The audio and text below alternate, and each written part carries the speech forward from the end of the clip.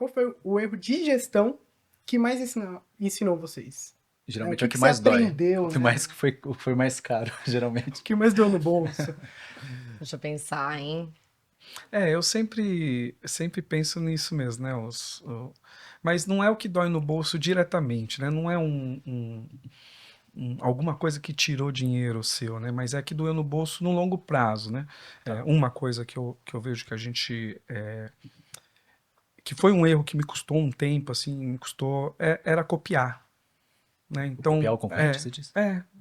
mirar concorrente, mirar pessoas parecidas, isso eu acho que foi um erro bem grande lá no começo e no meio, e faz pouco tempo que a gente parou com isso. Porque eu lembro que assim, a gente falava, pô, mas naquela escola, eu falava, mas lá. E aí a gente acabou trazendo coisas que não conversava com a gente. Né? Não funcionava pra gente, não tinha conexão, né?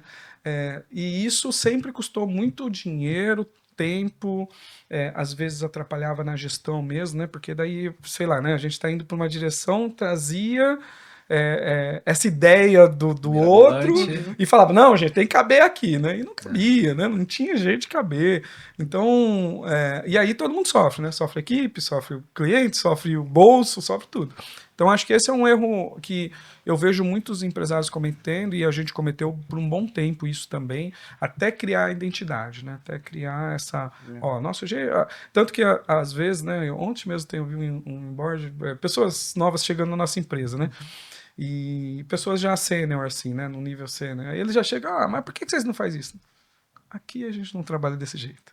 E com uma tranquilidade, não com uma prepotência de, você tá errado, outro certo. Mas só assim, eu sei que isso dá certo, mas pra gente não interessa, porque nós somos desse jeito.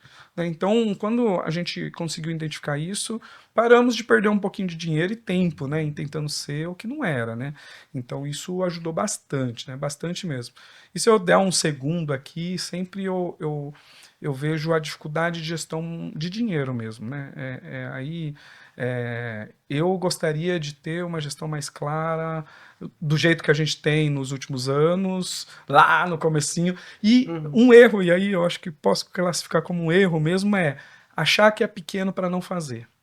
Entendeu? Então, isso eu acho que é um ponto, né? Sabe? Pô, eu sou pequeno, para que eu vou fazer um DRE? Eu sou pequeno, para que eu vou fazer um controle disso, né? Eu sou pequeno. Uma coisa que eu lembro que abriu muito minha cabeça, né? Numa época do tamanho do liceu lá, a gente falou assim, poxa, mas quanto de caixa eu preciso, né? Para ter tranquilidade, né? Para a empresa falar, ó, essa empresa, no meu caso, a gente falava de solúvel, né? Se eu precisasse fechar a empresa, mandar todo mundo embora, qual que é o custo disso, né? Eu não tinha esse número, né? E quando chegou esse número, eu falei, pô, não é tudo isso que eu imaginava. E ter o número me tranquilizou muito, me deu liberdade para eu trabalhar mais solto ainda, fazendo o que eu gosto e tal. Então, algumas coisas que, quando eu era pequeno, eu achava que era coisa de gente grande. Sabe? Questão tributária, questão fiscal, questão trabalhista, questão de financeira, principalmente financeiro, né? Então, assim, não preciso controlar o caixa, eu tô no caixa. Né? Eu não vou roubar de mim mesmo. Sério mesmo. Lá no começo eu tive isso. Eu falei, não, mas sou eu. Eu lembro que meu irmão uma vez me ajudava, né, tal. Eu falava, não, eu era sócia, né? Não vai me roubar, né? Se roubar, tá dentro de casa. E se roubar tá aqui, né? Então, mas era uma ignorância de achar que assim era muito pequeno para fazer alguns tipos de controle ou tomar alguns tipos de ações. E mesmo se e depois eu vi que assim, tá bom, ok, não dá para fazer um DRE, não tá na hora ainda, né? Mas tem que pôr no planejamento que um dia você vai fazer. Isso, tem que Né? pôr prazo. Igual investimento mesmo, né? Há poucos anos que a gente começou a fazer investimentos mais organizados, né?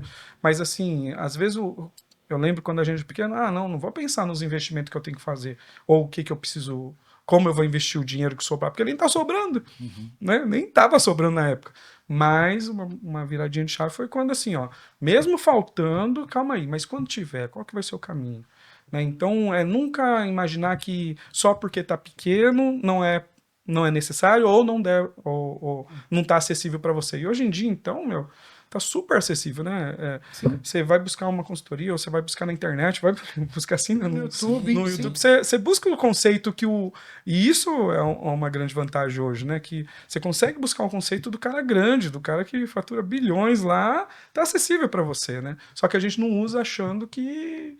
sou muito pequeno, sou... E acho que é um dos motivos que as empresas não se quebram. Sim, Né? sim. Muito. Só porque é pequeno não vai ter gestão? Ó, exato, exato. E assim, é muito fácil, né, de repetir, né? Os caras já andou o caminho, já tá lá. Só que a gente fica nessa limitação mesmo de consciência mesmo, né? De falar, pô, pra que eu vou fazer isso, né?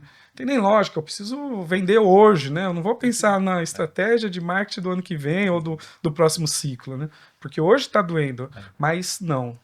Tem que pensar. Tá bom que você, sei lá, você tem 10 horas, né? Tá bom que você não vai pensar as 10 lá no futuro, mas 30 minutinhos, 10 minutinhos você tem que parar e falar assim, ó, ano que vem eu quero melhorar isso. E põe lá, né? E depois você volta pro dia a dia que não dá pra Não, correr. eu vou até fazer uma Né? pausa. Uhum. Então, o empresário que está assistindo esse vídeo, se você é pequeno e não tem gestão, pode parar. Para agora, faz um planejamento estratégico. O que você quer para esse ano? 2025. Sim. Aonde você quer chegar em Felipe, 2026? mas a gente tá em julho já, Felipe. Vale a pena? 6 meses? Pô, Dá pra amigo, fazer muita exagero, coisa. dá pra ficar rico. Dá pra fazer muita coisa.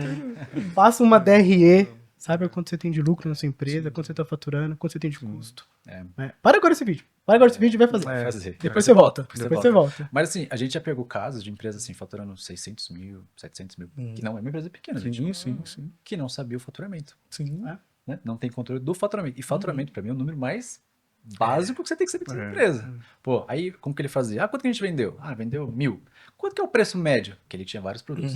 É 500. Então tá, multiplica um piloto aqui. Não, cara. Não. Tá errado. Então assim, se tem um faturamento... acontece ele muito isso. Exato. E aí ele tinha esse discurso. Não, filho, mas pô, sou pequeno ainda, tudo bem, mas se você não começar a controlar como grande, você nunca vai ser grande.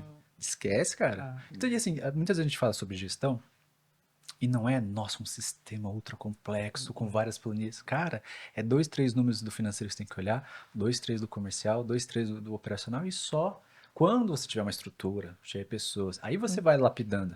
Mas se você não tiver o arroz com feijão, você nunca vai comer carne, amigão.